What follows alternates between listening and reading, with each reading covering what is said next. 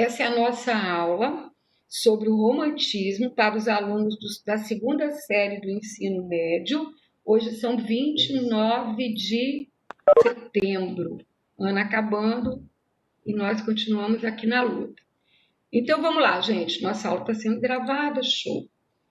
O romantismo, ele vai ser um movimento artístico que vai vir de encontro ao neoclassicismo, ou seja, eles são contra tudo que o neoclássico fez. Os artistas neoclássicos, só para vocês relembrarem, eles se consideram artesãos e eles querem o quê? Eles querem um alto nível de perfeição. Então, são artistas altamente acadêmicos, eles querem fazer tudo certinho, muito bonitinho. O romantismo, eles continuam meio acadêmico, mas eles vão fugir um pouquinho disso daí. Deixa eu colocar isso para cima. O romantismo foi um movimento artístico, político e filosófico surgido no século XIX.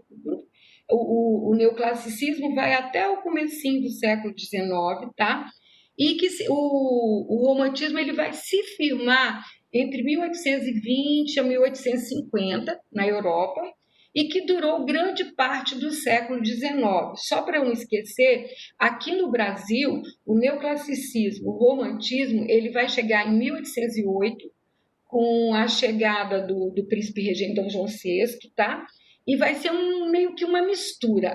Eu vou falar isso no final do romantismo aqui, mas a gente vai ver isso assim, com bastante detalhes o ano que vem, no terceiro ano.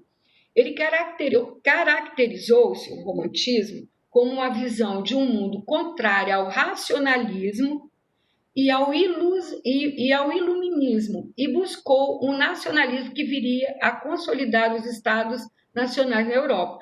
Se vocês lembrarem um pouquinho, o rococó e o neoclassicismo, ele ainda vai estar baseado no racionalismo e no iluminismo. Só para a gente lembrar o que é racionalismo. O racionalismo é, em parte, a base da filosofia para priorizar a razão como o caminho para se alcançar a verdade. E o iluminismo, que também foi conhecido como século das luzes e ilustração, que é do século XVIII, foi um movimento intelectual e filosófico que dominou o mundo das ideias na Europa durante o século XVIII. O século XVIII é considerado o século da filosofia, tá bom? Então, vamos lá. Então, a gente já sabe que o romantismo é uma reação ao neoclassicismo. Passando para frente. As características, gente, por favor, característica de cada movimento, quando eu mandar o link, por favor, anotem. Eu já vou anotando agora, se vocês estiverem com papel e caneta à mão. Liberdade de criação e de expressão. O que vai acontecer com os românticos? Eles querem se libertar das convenções acadêmicas. Então, é a personalidade do próprio artista. É o seu mundo interior. Eles não querem seguir aquelas regras. Eles querem fazer as coisas do jeito que eles acham, do jeito que eles pensam, aquilo que o interior deles, que o ideal dele. Por exemplo, a paisagem é preta, ele quer pintar aquela paisagem, mas ele não vai pintar de preto, ele vai pintar de azul, de amarelo, de rosa, porque é o que ele está vendo, tá? Em contrapartida, terá no romantismo muito nacionalismo. Então, a maioria das artes, das obras românticas, a gente logo de cara detecta que é porque ela está contando algum feito histórico, assim como lá no academicismo também, lá no neoclássico, tá? Mas aqui também, os fatos históricos, os feitos históricos, os fatos históricos, graças a Deus, que é por isso que a gente sabe da história, esses artistas românticos, eles vão ter, assim, vai ser também uma prioridade deles. Religiosidade, teremos religiosidade, não em muita abundância, mas teremos, assim como também alguma coisa eles são, uma coisa legal aqui do romantismo é que, como o neoclassicismo vai se basear na arte greco-romana, eles são do contra, gente, eles são radical. A gente quer ser contra o neoclassicismo e ponto. Então, de que eles vão gostar? Da Idade Média. Então, eles vão ser contra até nisso daí, tá? Eles têm religiosidade, sim, mas eles gostam das coisas da Idade Média. E na Idade Média tem muita religiosidade, mas não é muito que a gente vê como característica da obra do romantismo, não, tá? Valorização da natureza. E por que isso? Aqui na apostila de vocês tem uma passagem muito legal que eu vou contar. A paisagem, vou ler. A paisagem aparece na produção pictórica do romantismo como uma forma de integração entre o sublime e a realidade do cotidiano. Por quê? Nós estamos na Revolução Industrial. Então, lá nas ruas, aqui em cima está escrito assim, ó, o século XIX é o da Revolução Industrial, que causou grandes mudanças tecnológicas para a população europeia. As cidades ganham importância e tamanho, e começaram a surgir fábricas, galerias de esgoto, automóveis, ruas pavimentadas. Então, com isso daí, com a Revolução Industrial, aquela coisa do bucolismo, da cidade bonita que tinha antigamente, acabou. Então, por isso que eles têm a valorização aqui, ó, a valorização da natureza, tá? Isso daí está na página... Nossa. Se vocês quiserem depois olhar, está na página 21 da apostila de vocês. É até bom que vocês deem uma grifada nisso daí, tá? Bom, espera que tem alguém esperando aqui no lobby. Deixa eu soltar aqui o rapazinho que está aqui, desbloquear. Pronto, Cauã, seja bem-vindo. Aí, gente, passando lá para frente, valorização das emoções. Foi o que eu falei antes. Tudo que vem de dentro dele, é o sentimento dele, é o que ele está sentindo. Individualismo. Cada um faz do seu jeito, daquela forma que acha que é mais bonito para ele.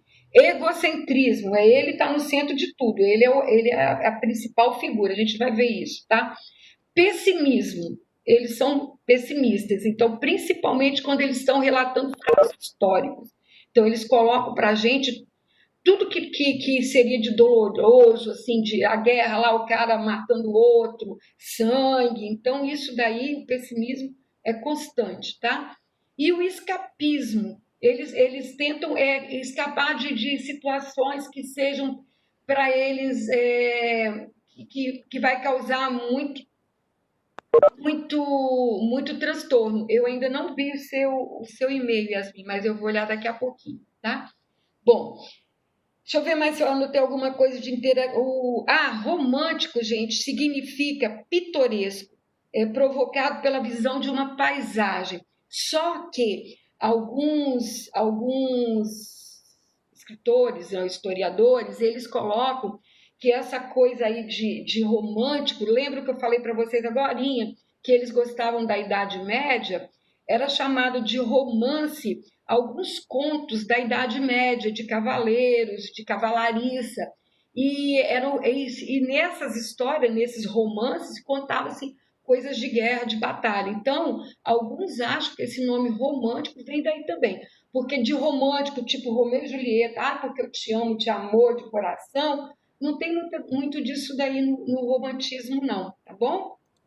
Bom, eu espero que isso aí fique entendido para vocês. Deixa eu ver se eu coloquei mais alguma coisa interessante, que eu faço umas anotações de coisas que eu acho que é interessante para vocês em função do Enem. Gosto pela Idade Média, exaltação da natureza com paisagem. E subjetivismo.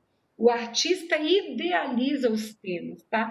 Então, eles não são realistas, eles são subjetivos. Eles olham, eles fazem, mas eles acrescentam o que eles querem, ou eles imaginam completamente aquelas imagens ali que eles estão querendo ver. Como é que eu vou saber, professor, o que é neoclássico e o que é romântico? É só olhar a data. O neoclássico vai até o final do século XVIII. Se a obra estiver inserida no século XVIII ou no comecinho do século XIX até 1910, ela é neoclássica. Daí para frente, ela é romântica, tá? Mas vocês vão conseguir definir isso tranquilamente, que eu vou mostrar agora. Passei para trás, gente, desculpa. Nosso primeiro artista romântico é Francisco José de Goya e Lucientes. Sempre que eu colocar isso aqui, ó, entre aspas e com letra maior, é porque é o nome como ele vai ser conhecido mundialmente, tá? Ou seja, como ele vai ser visto, falado nos livros. Francisco José de Goya dos Siempres, ele foi um dos maiores mestres da pintura espanhola. Foi um pintor da corte de Carlos V e também o pintor dos horrores da Guerra Espanhola, das assombrações do mundo e da vida interior dos homens. Gente, esse cara aqui, eu gosto muito dele, fantástico. Vou sugerir a vocês, se vocês puderem, assistir um filme chamado As Sombras de Goya, tem no Netflix. Ele é bom para história, é bom para literatura e é bom para artes. Por quê? Porque conta a vida de Goya, mas conta a Inquisição Espanhola. Se a gente estivesse na escola, eu passaria para vocês. É um filme sensacional para vocês assistirem. Vocês vão gostar de Goya, vão ficar com o romantismo na cabeça e vão saber tudo sobre a Inquisição Espanhola, principalmente. Ele é muito triste, mas é um filme muito legal. Algumas pessoas acham que algumas coisas é ficção, mas a maioria das coisas que tem lá no filme é realidade, tá? Aconteceu mesmo, porque a Inquisição Espanhola, a época de Goya, é exatamente quando Napoleão III manda o seu irmão invadir a Espanha. Lá na França já é Napoleão III. E Napoleão III? Ah, gente, não lembro se é Napoleão III ou se é Napoleão mesmo, não. É um Bonaparte. E aí acontece toda a tragédia que a gente vai ver daqui para frente. O Goya, ele o pai dele era dourador. O que é dourador? As pessoas que passam ouro em pó nas peças, nas esculturas ou nas peças de cerâmica. E ele pega esse gosto aí, essa coisa da arte dele vem pelo pai. A mãe dele era de uma família mais de nobreza, vamos falar assim, porque eles moravam na casa da família da mãe e essa casa tinha um brasão. E só tem brasão quem é duque, barão, arquiduque, essas coisas assim. Então ele vem de uma linhagem, ele não é de uma família pobre, ele estuda em boas escolas. E uma coisa legal do Goya é que ele vai ser o pintor oficial da corte e do rei Carlos V, que por sinal é um homem horroroso, vocês vão ver mais para frente. E no começo, as obras dele são assim. Ele vai passar o guarda-chuva, a mulher lá tomando solzinho, vitamina D, e com seu pajem, né, a tiracolo, é um colorido, é uma obra que, se a gente olhar, a gente acha que é uma obra renascentista. Por isso que eu estou falando para vocês que, principalmente no Enem, vocês vão ter que ler o rodapé para ver as datas, para você se localizar pelo ano em que ela foi feita, tá? Então, é uma obra normal, que ainda não tem bucólica, ela tem o pitoresco do romantismo, tem porque é uma paisagem, tá bom? Vamos lá, passando para frente. Aí a gente começa depois já com as tragédias.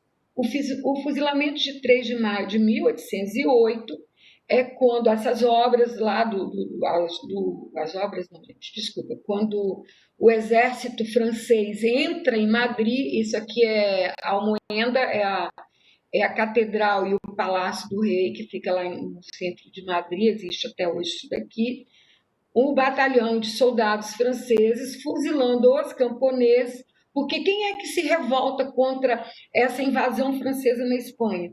Principalmente os camponeses. E aí, gente, outra coisa, esse quadro lembra o quê? O barroco. Por que lembra o barroco? Por causa da luminosidade. Então, a data de fabricação, gente, a data de pintura do quadro, que vai estar aqui embaixo, lá no rodapézinho da obra, que vai mostrar para vocês que isso daqui não é barroco, que isso daqui é romantismo. Aí, como é que a gente sabe do romantismo? Fato histórico. Então, foi a invasão do exército napoleônico na Espanha, a resistência dos camponeses aqui, ó, inclusive, se a gente fosse fazer uma análise da obra, que não dá tempo para tudo isso, ou ele está com os braços abertos, ele está numa forma de cruz, tá? Como se pedisse clemência ou pedindo clemência a Deus pela alma dele e dos seus companheiros. Aqui já tem alguns fuzilados. Isso, gente, na Espanha, isso aqui foi dos franceses, mas na Espanha Esse tipo de ato aqui aconteceu durante a ditadura do Franco, a ditadura franquista, aconteceu muito, tá? Inclusive, meu pai teve 2 tios fuzilados, então é uma coisa que para o espanhol não é nem novidade. A Nádia desnuda, nós saímos daquela coisa dele contando o nacional. Ó, a gente viu o bucolismo com a mulher da sombrinha, olha como que ele é um artista eclético, né? O bucolismo, a mulher com sombrinha, sombrinha. Aí nós passamos pela dramaticidade do nacionalismo, onde ele conta lá o fuzilamento, e aí nós vamos para a Nádia desnuda. O Goya, ele era casado, até bem casado, mas como todo bom homem daquela época dos dias de hoje, ele tinha uma amante.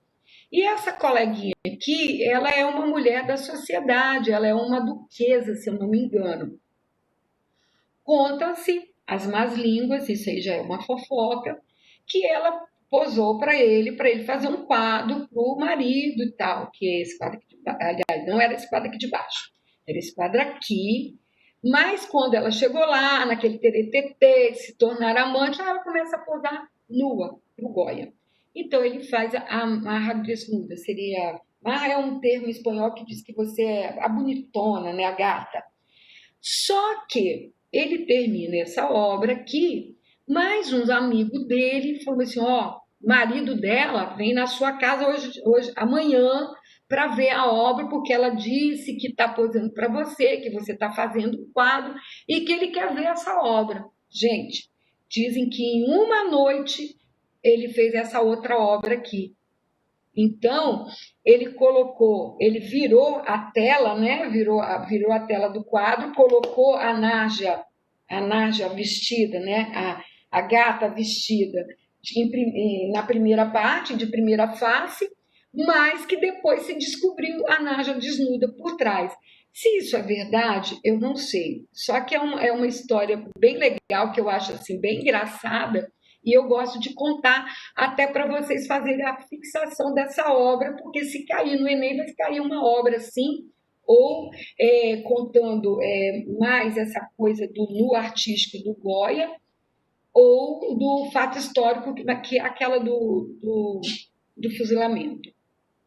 Não acredito que o Goya caia tão rapidamente assim, não. Essa outra obra, esse aqui que eu falei que era um horroroso, olha, Carlos V. Gente, no filme que eu falei para vocês, As Sombras de Goya, eles conseguiram um ator que... A atriz também é feia igual essa mulher, e o ator é feio igual o Carlos V. Eu esqueci o nome dela, ela tem um nome comprido, não sei se é Margarida, acho que é Margarida. Isso aqui é todo o clã deles. E esse quadro aqui também tem uma coisa lá apesar deles gostarem da Idade Média, olha o barroco aqui de novo, olha a luminosidade que entra aqui, provavelmente aqui teria uma janela, a luminosidade entra por aqui, e aqui atrás nós temos o Goya pintando. Esse quadro é enorme, eu conheço esse quadro, ele está no Museu do Prado em Madrid, fica na mesma sala das meninas de Velázquez é do Barroco. Então é um quadro bem grandão, é muito feio não, né? O quadro é lindo, mas as pessoas são muito feias. Aqui quem se salva é essa garotinha, esse aqui, essa mocinha aqui, porque os outros, gente... Aí, gente, no filme também tem uma coisa muito legal, que essa mulher aqui, essa infanta, a rainha, né? Ela pede que Goya faça um quadro dela equestre. E o mais engraçado que é muito bom assistir para a gente ver esses detalhes. Como é que o Goya vai pintar essa mulher em cima do cavalo, se ela vai ter que ficar muito tempo em cima do cavalo? Então eles montam uma estrutura, um cavalo de madeira, e ela sobe em cima do cavalo e fica do cavalo de madeira e fica ali, e ele primeiro faz o desenho dela. Depois é que ele vai para um aras e vai fazer o cavalo. Só que quando é a inauguração da obra, com toda a pompa, o que acontece? O Goya coloca lá no salão principal, o salão nobre do castelo de Almoenda lá, e chamam a corte toda para a inauguração do quadro. Só, gente, que ela é muito feia. Não tem como o Goya fazer ela mais... Ele deu uns retoques, tá? Ele deu uma melhorada, mas ainda não ficou bonito.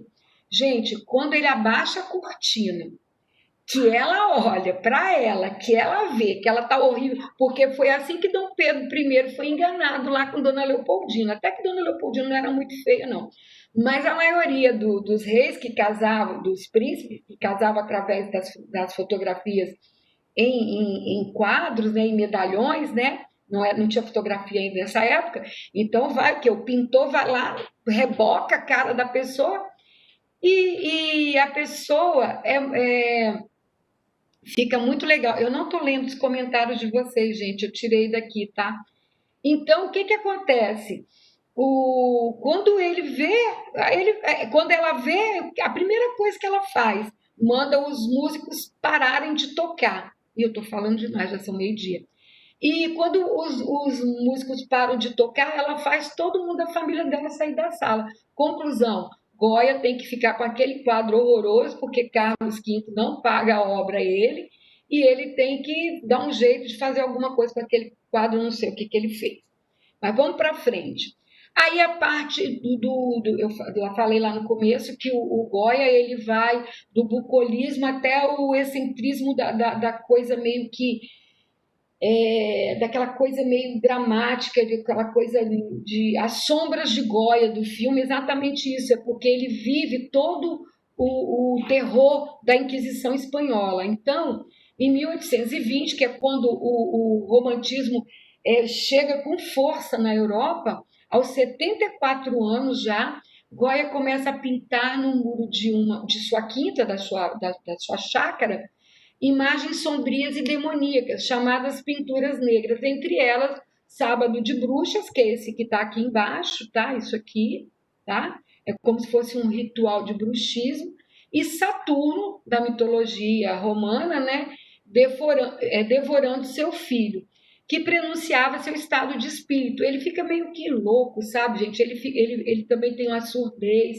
Então, isso tudo aí vai fazendo com que a cabeça dele, se fosse nos dias de hoje, se falaria que ele estava com Alzheimer, né? Porque aquela coisa de alucinações, de fazer coisas muito fantasmagóricas. Vamos lá, para frente. O Goya, ele também, eu esqueci de tirar isso aqui de baixo, né, porque eu copiei essa foto. Ele vai fazer litografias. O que é litografias? É quando você pega uma placa de metal, no filme você vê isso também, num feriado desse, vou colocar como exercício vocês assistirem As Sombras de Goya. Ele pega uma placa de metal, ele desenha como se fosse um prego, né? Nessa placa de metal, depois põe esse metal dentro de um ácido, o ácido corrói essa placa de metal aonde ele fez as incisões, e isso fica mais fundo. Aí ele passa isso numa prensa, como se fosse um rolo de fazer macarrão. Ele passa isso na prensa e sai isso aí no papel. Então é quando ele começa, ó, isso aqui, ó, o soldado e os camponeses, o camponês atacando o soldado com machado, que é o que ele tem de arma, aqui as pessoas sendo enforcadas, tudo isso, gente, durante a invasão francesa na Espanha. Tá bom? Bom, vamos lá, passando para frente. Delacroix. Delacroix, gente, para Enem, fantástico. Ele não tem, assim, não é de grande expressão a vida dele, essas coisas assim, porque ele era rico, ele nasceu numa família rica, porém, algumas más línguas dizem que ele era filho de um príncipe francês com... A família dele era a família acho que eram duques, os pais dele, mas ele pode ter surgido de um afeto da mãe dele com um príncipe francês. Então era uma família que tinha grande prestígio social, então ele só estudou em escolas boas, e ele também fez parte da galera que vivia no meio da nobreza. Um dos primeiros quadros é a barca de Dante, tá? Que está aqui. Aí isso daqui já é um fato mitológico, né?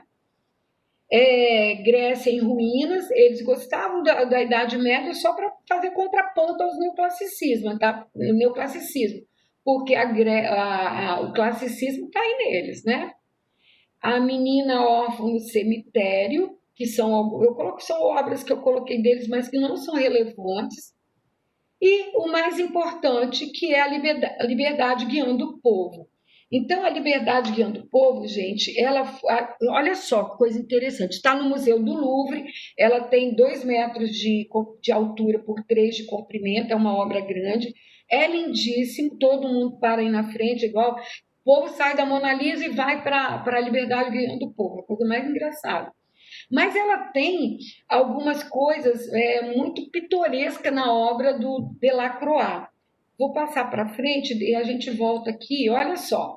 Primeiro, ele usa um método do Leonardo da Vinci. Ele faz um formato triangular nessa obra, que o vértice do triângulo está aqui na bandeira, depois vem aqui no contraponto, no parte da barricada, que depois eu vou falar isso para vocês, do lado de cá também. Então vamos voltar para lá e depois eu volto, desculpa, depois eu volto lá. Coisas importantes dessa obra? Primeiro, que essa obra foi pintada em 1830. Quando a gente olha, a gente pensa que essa obra está falando da Revolução Francesa. E muitos professores, inclusive de história, se enganam com isso. A Revolução Francesa aconteceu 41 anos para trás. Então, isso daqui é um levante de camponeses e da burguesia francesa. Tá? Que, na verdade, eles estão querendo depor o outro absolutista que subiu no poder. Eu esqueci o nome dele, deixa eu ver se eu lembro. Tinha um rei, eles queriam depor aquele e colocar um outro. Isso depois da Revolução Francesa. Aí o que tem de interessante aqui? A luta, né? A luta do povo, que isso aqui na frente, isso aqui é como se aqui tivesse uma barricada, como se tivesse um monte de paus, barris, etc. E eles avançam. Aqui tem um soldado morto, aqui outro soldado, ainda tiraram as calças do pobre do soldado. Aqui a gente tem Notre Dame lá no fundo, tá? Notre Dame sinônimo de Paris, né? E essa mulher aqui, gente, ela vai representar. Eu escrevi aqui para eu não esquecer. Ela vai representar o senso de justiça. Só que, se vocês perceberem, ela parece também com as esculturas greco-romanas, até em função dos seios de fora. Só que aí, se a gente levar para o lado da literatura, a gente vai fazer uma outra leitura disso daqui. Então, a gente vai ver essa mulher como a mãe, a pátria-mãe França, os seios de fora, porque ela vai alimentar a esperança do povo de coisas melhores, né? De esperança do povo de que tudo vai melhorar. Aí a gente vê esse homem de cartola aqui desse lado, porque o Delacroix, como ele era de uma família abastada, uma família mais nobre, ele não podia empunhar uma arma e sair na rua para ajudar o povo. Então, alguns dizem que isso daqui é ele se retratando aqui. As cores da França, azul, branco e vermelho, nesse céu que ele deixa meio esbranquiçado aqui para realçar. A bandeira como o topo do quadro, porque a primeira coisa que a gente olha aqui é para a bandeira, mas ele também coloca essas cores aqui, ó, nessa pessoa, nesse camponês que está caído aqui, nesse soldado que está aqui, que também está de azul, nessa meia. Isso aqui também é para trazer um pouco de luminosidade para essa parte aqui do quadro, tá? Então, nesse quadro a gente vai encontrar fortes contrastes de cores, representando a dramaticidade do romantismo, a mulher que parece a escultura, a bandeira e a baioneta na mão dela, que é o senso de justiça, ela que se representa como uma estatueta grega, também sendo a mãe França, né? O menino aqui, que esse é um menino que empunha 2 revólveres aqui na mão, sendo que a revolução chegou, esse levante chegou para todos. Aí uma coisa interessante que a gente vê aqui, que eu coloquei aqui porque chamou muita atenção já no século XX, as pessoas, os artistas contemporâneos, eles vão ficar meio que, desculpa, eles vão ficar meio que, é porque a minha setinha anda muito, porque a mulher tem pelos nas axilas. Só que, gente, nessa época a mulher não raspava as axilas. Talvez por isso um pouco da coisa fétida nas pessoas. Eles não tomavam muito banho. E as mulheres ainda toda peluda, então imagina. Então, isso causou um pouco de asco nas pessoas do século XX, porque a partir do século XX a higiene já era uma coisa mais assoberbada, né? Uma coisa que acontecia mais. Então, isso aí causou um pouco de asco, né, nas pessoas. Mas isso aí era normal nessa época, tá bom? Agora nós vamos para o Jericó. Ó, eu vou falar até o Cisco me cortar. Aí na próxima aula eu começo dali, tá bom? E aí eu vou chamar isso daqui de romantismo parte 1 para vocês. O Jericó, ele é contemporâneo do Delacroix, Eugênio Delacroix, que é Liberdade Guiando o Povo. Então, por favor, faça essa associação, Delacroix, Liberdade Guiando o Povo. E o Jericó, ele vai ficar conhecido por causa da balsa do Medusa, que a gente vai falar daqui a pouco. Foi um pintor francês do romantismo, depois de fazer o serviço militar como mosqueteiro imperial na Guarda Real, Jericó viajou para a Itália, onde estudou profundamente as obras de Michelangelo e Rafael, mas ele gostava mesmo era de Caravaggio, tá, gente? Em seus primeiros quadros, Jericó demonstrou uma grande admiração por Davi, lá do neoclassicismo, e pelos cânones estéticos do neoclássico. Eles eram contra, mas eles se baseavam nisso daí. Na realidade, é contra porque eles tinham aquela coisa de revoltosos, tá? Esse é o Jericó. O Jericó, ele vai ficar meio louco depois que ele pinta a balsa do Medusa. Agora, olha aqui como que o barroco está expresso aqui, gente. É porque ele gostava, mesmo estudando Michelangelo e Rafael, ele gostava mesmo, era de Caravaggio, tá? Essa é a balsa do Medusa. Medusa era uma fragata, era um navio de guerra da Marinha Francesa que naufragou não muito perto da costa francesa, e esse pessoal aqui, que são os marinheiros náufragos desse, acho que eram 15 ao todo. Não, eles ficaram 15 dias nessa balsa, tá? Não lembro quantos eram, não. E eles acabaram cometendo canibalismo. Olha que a influência que eles estudaram na mesma escola. Influência de Delacroix de fazer as imagens dentro de um triângulo, e Delacroix pegou isso daqui de Leonardo, tá? Então, esse povo aí, esses náufragos, eles ficaram 15 dias naufragados, a comida foi acabando, eles foram bebendo a própria urina e comendo a carne dos próprios colegas. Nessa imagem aqui, ó, a gente vê o pai vigiando o corpo do filho para que o resto das pessoas não cometam o canibalismo no filho dele. Aqui nós vemos dois marinheiros que acenam, porque aqui ao longe tem um navio que vem em socorro dele, gente. Como o Jericó ficou doido depois desse quadro? Ele foi no necrotério para desenhar o rosto do pessoal que foi resgatado já morto dessa balsa. Ele foi nos hospitais onde esses marinheiros estavam internados para saber deles como é que foi essa coisa de comer o próprio colega, de beber a urina, essas coisas todas. Porque se eles bebessem água do mar, eles iriam morrer. Então eles bebiam a própria urina. E aí ele foi mais longe. Ele mandou reconstruir uma balsa.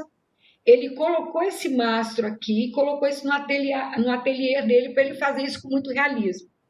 Não ficou contente com isso. Aí o que ele fez?